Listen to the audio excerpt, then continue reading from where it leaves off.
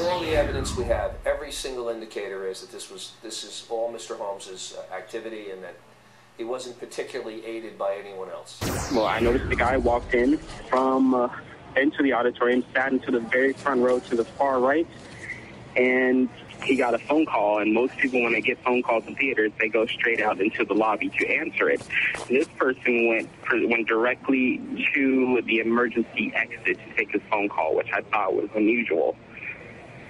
He seemed like he had his foot propped open by the door, and from the crack, it looked like he was signaling somebody or looking for somebody to come his way. As I was sitting down to get my seat, I noticed that a person came up to the front row, to the front right, sat down, and as credits were going, I know it seemed like he got a phone call.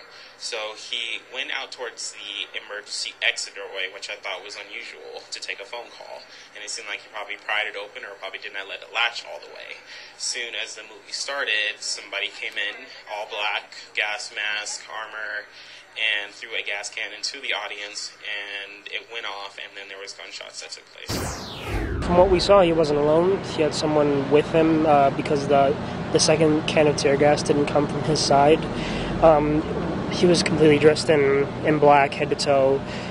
From what we saw, it seemed like he had something over his face, probably to prevent him from breathing it in. And